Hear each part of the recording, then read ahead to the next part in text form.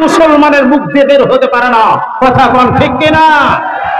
এটা মুসলমানদেরকে নাস্তিক বানার একটা পরিকল্পনা সিদ্ধান্ত নিয়েছে বিদেশির চক্রান্ত পুরা বাংলার জমিনের মধ্যে ছড়ায় দিয়েছে। কথা কোন ঠিক কিনা?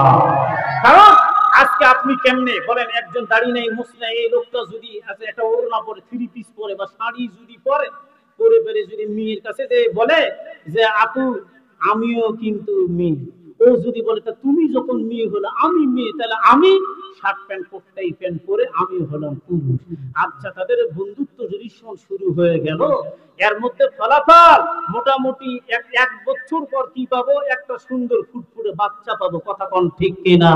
অন্য কিছু পাবে না। রাসূলের প্রমাণ, সাহাবীদের প্রমাণ, বিজ্ঞান প্রমাণ করেন। আমেরিকা তথ্য বিজ্ঞানী সারা বিশ্বের সবচেয়ে বিজ্ঞান। একজন সন্তান ভূমিষ্ঠ হলো আজকে মেয়ে, পক্ষান্তরে আরেকটা ভূমিষ্ঠ হলো পুরুষ।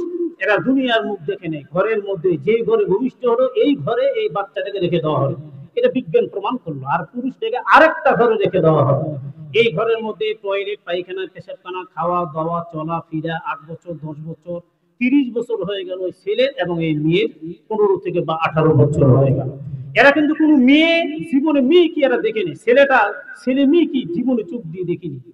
আবার ওদের মুখ চোখ থেকে কালো পোশাক গুলো পরে যে খানা দিয়ে আসে।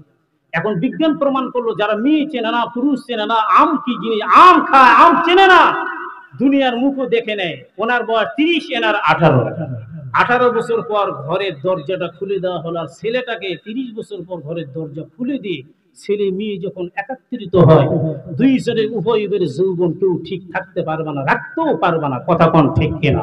কেন? এরা তো মেয়ে দেখে নেই, পুরুষ দেখে নেই, দুনিয়ার মুখ দেখে না। এটা হলো আল্লাহর একটা প্রদত্ত নিয়ামত, যেটাকে পৃথিবীর কোনো মানুষ চাপায় দিয়ে রাখতে পারে না। কেউ যদি বলে আমি মেয়ের থেকে পুরুষ, ডাইরেক্ট সহিহ বুখারীর হাদিস, একটা মেয়ের পোশাক যদি কোনো পুরুষ পরে এটা হারাম, পুরুষের পোশাক যদি মেয়ে পরে তারপরে হারাম। এই জায়েদ খান, এদের দেখেন কানের দুই কানে দুটা কানের